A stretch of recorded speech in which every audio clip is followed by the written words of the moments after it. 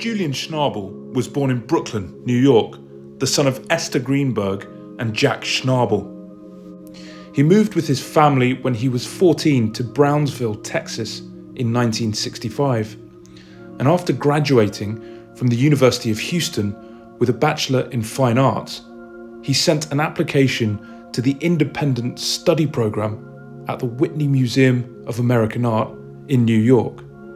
His application included slides of his artwork sandwiched between two pieces of bread. However, it was his first solo show at the Mary Boone Gallery in 1979 that Schnabel had his breakthrough. All his works were sold in advance. He told Mary Boone that he would be on the cover of Art Forum within 5 years, and it took him 2. When Schnabel first came on the New York art scene, he said that he was the closest thing to Picasso than any other painter around. And he's famous for his plate paintings, which were large-scale paintings set on broken ceramic plates, and they received a boisterous and critical reception from the art world. In 2002, Schnabel painted the cover artwork for the Red Hot Chili Peppers' 8th studio album, By the Way. And in 1996, he directed his first movie, Basquiat, a biopic about his friend, the artist. He was asked about Basquiat in an interview and thought to himself, why don't I just be the person that makes the definitive film about him, a sort of document of his life and those times? He went on to direct The Diving Bell and the Butterfly in 2007, which earned him the award for Best Director at the 2007 Cannes Film Festival and a nomination for Best Director at the Academy Awards that year. Schnabel resides in a former West Village horse stable that he converted for residential use, adding 5 luxury apartments in the style of a Venetian palazzo. It's named Palazzo Chupi, and it is easy to spot on the New York skyline as it is painted pink. Scandal and outrage have led to acceptance and veneration of Palazzo Chupi.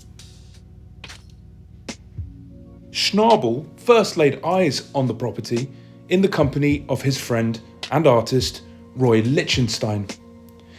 The building dates back to 1915 and was first a horse stable and then a perfume factory before it was purchased by the artist in 2005.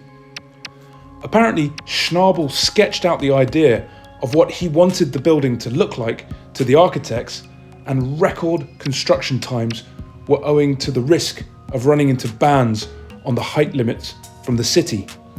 And despite the grievances of millionaire neighbours and associations like the Greenwich Village Society for Historic Preservation, the building is now 12 floors tall, nearly 30 metres higher than previously. The building's floors were immediately sold out to various stars such as Richard Gere, Madonna, and Johnny Depp, while the artist has held on to the first 4 floors as a studio and another 2 apartments for his twin sons. He travelled to Italy many years earlier. He recalls after a visit to Padova's Scrovini Chapel, what I came to understand there was that I needed my paintings to be walls. I needed to build an architecture to support whatever pictorial language I was going to invent. Every now and again, Schnabel opens the doors to his home, organising exhibitions in a reserved space.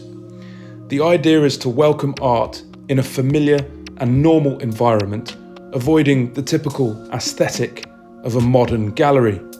I think all that is left to say is that this is an American dream for Julian Schnabel, this self-made man of art.